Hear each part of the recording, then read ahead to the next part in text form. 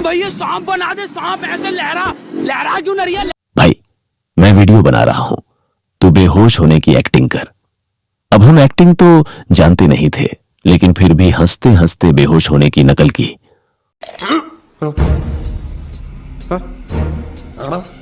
और कमाल ये कि थोड़ी देर में खुद को ही होश आ गया।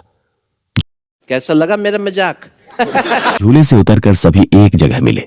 राजा बोला, भाई भूख बहुत लग रही है, चलो छोले भटूरे खाते हैं। भाई भूख लग रही है यार, कुछ खिलवा दो। तभी अनीश की नजर पड़ी पॉपकॉर्न पर। राजा दुकान पर गया और बोला, भाई बहुत गर्मी है। छोटू जी साहब। अरे यार किसी को मेरे बंगले बेच के 3-4 एसी क्यों नहीं मंगा लेता, कितनी गर्मी है यार। और जाकर पंखे के सामने खड़ा हो गया। दुकानदार बोला, भाई मस्ती करने नहीं, बिजनेस चल रहा है। ये बड़ी अच्छी बात कही आप। राजा बोला, भाई अब मैं यहां से नहीं हटूंगा, गर्मी बहुत है। फिर पॉपकॉर्न लिया और एक ही पैकेट से सब खाने लगे। दाऊद बोला, भाई भूख में तो सब अच्छा लगता है। खाओ माँ कसम। अनीश बोला, भाई जरा और दे दे, भूख लग रही है।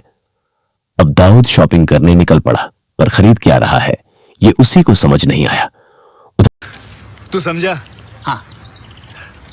नहीं तू समझा नहीं। राजा और राकेश कुछ ऐसा खरीद रहे थे जैसे लेडीज के लिए हो। अनीश बोला, भाई ये तो लेडीज सामान है। राजा और राकेश की पसंद पर सबको शक होने लगा। फिर राकेश बोला, चलो फिर से झूलों की ओर चलते हैं। अब झूले के पास पहुंचे तो राजा ने कहा, अनीश चलो फिर से चलते हैं। राजा टिकट लेकर आया और अनीश की नजर पड़ी झूले वाले भैया पर, जो पूरे अजय देवगन बने बैठे थे।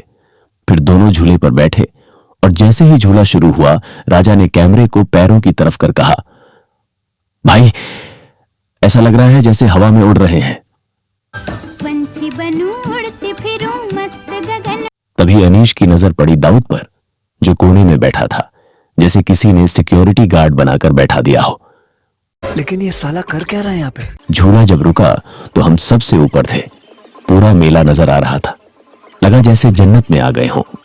नीचे देखा तो राकेश कैमरा लेकर हमारी वीडियो बना रहा था, लाइव फ्रॉम झूला टॉप। शाबाश बेटा।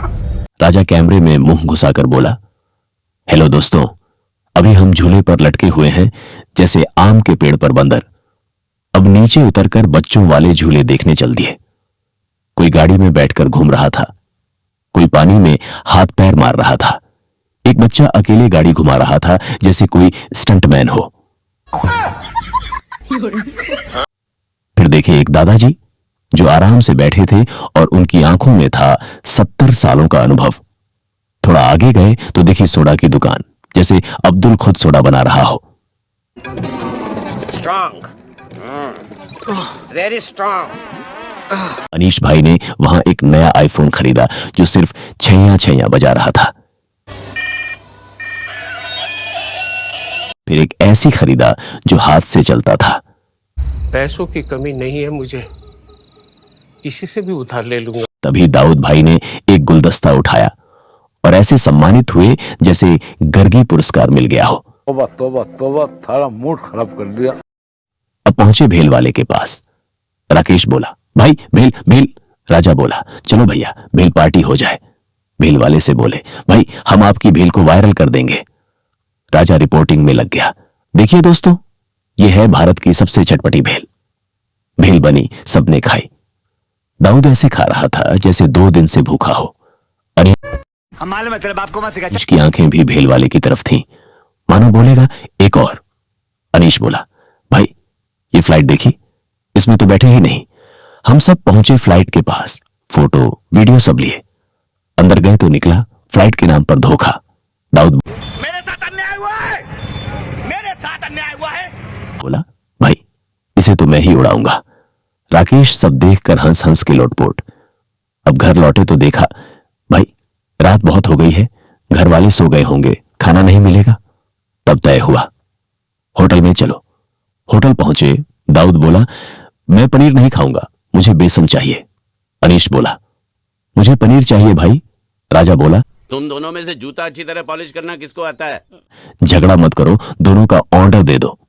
फिर आया खाना और चारों ने जी भरकर खाया और इस तरह खत्म हुई हमारी चुरुमेला पार्टी।